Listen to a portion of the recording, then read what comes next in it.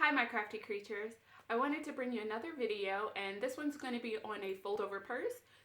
This was a little bit more difficult to do, so if you're a beginner I would hold off on doing this until later, until you know a little more. But if you're at the same level as me or even higher than that, then this will be a breeze for you. So if you want to see how I made this fold over purse, then stay tuned to the video.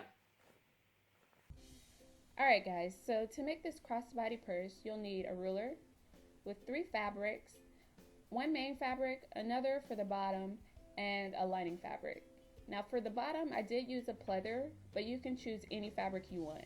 You will also need at least one 12-inch zipper, light to medium interfacing, one magnetic snap, scissors or a rotary cutter, matching thread, and if you're planning to use a pleather, you'll need a leather needle that you can find at any craft store. This is optional, but I use heat and bond, which you can also find at your craft store, to close up some seams that I had. I forgot to add this into the supply list, but you'll also need 2 D-rings for your straps. Now that you have all your supplies, you'll want to start cutting things out. For the lining and the front and back of the bag, you'll want to have a 14.5 by 11 inch rectangle, and then you'll want to make sure you have 2 pieces of each. You'll want to also do the same size in the interfacing as well, and that will have 2 as well.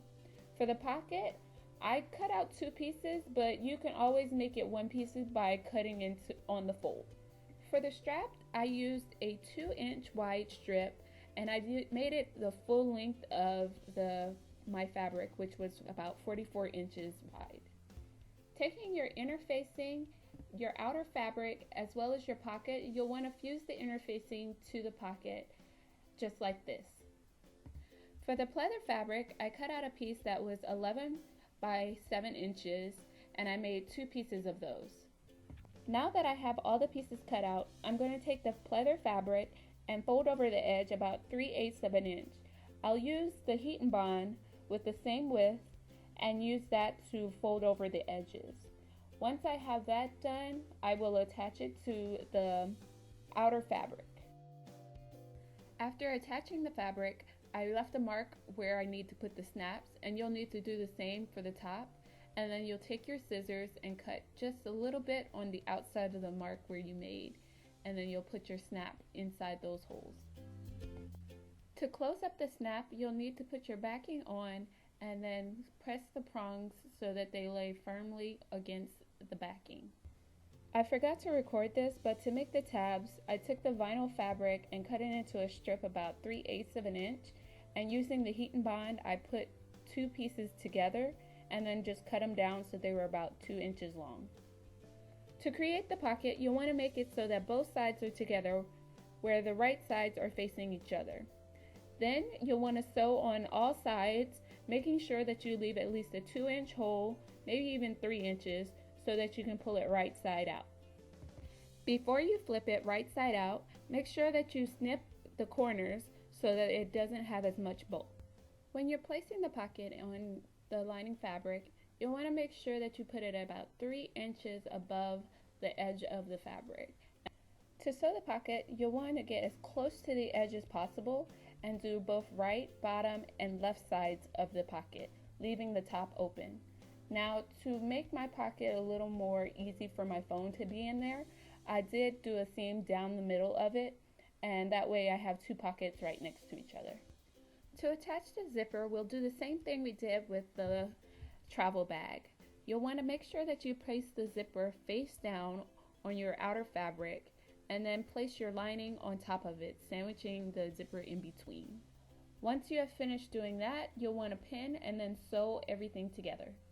I'll do my best to explain this part, but to sew the other side of the zipper to your other fabric, you'll want to flip it so that the zipper is showing and the wrong sides are together. Then you'll want to sandwich it between your 2 fabrics, making sure those right sides are together like this, and then sew along that line.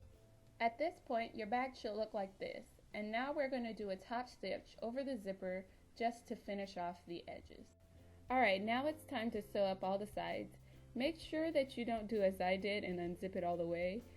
Just unzip your zipper so that it's halfway between your fabrics, and then you'll sew all the way along each edge, making sure that you leave about a 4-inch hole on your lining fabric. Now you'll want to pinch your fabric so that the same side of fabric is touching each other. Then you'll want to make a marking that is about 2¼ inches from the edge. And then you'll want to mark on each one of your corners, and then you'll want to sew along that line. Once you do that, it should look a little something like this. Before you can flip it right side out, you'll want to make sure you snip off the zipper, and then you can just turn everything right side out. Now that it's flipped right side out, you'll want to take your stitch Witchery, or you can just use your sewing machine or hand stitching and just sew up the whole clothes. Alright guys, we're almost there. So one of the last things you'll do is the strap. And what I did here is I just folded it in about 1/4 inch, and then I folded that in half, making sure to press everything so it would easily be able to sew through. So then I just sewed on either side of the strap as close to the edge as possible without really going over. And then now I'm going to fold up the bottom of it to about 1 inch and then sew right along that line. And do the same on both sides. To attach the D-rings, I opened them up using some pliers and then just slid both the strap and the tabs through and then closed it back up.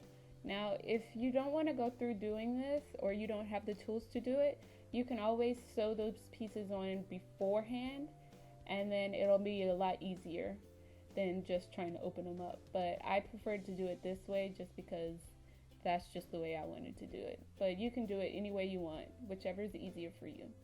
Now you should have a finished bag that is ready to be worn.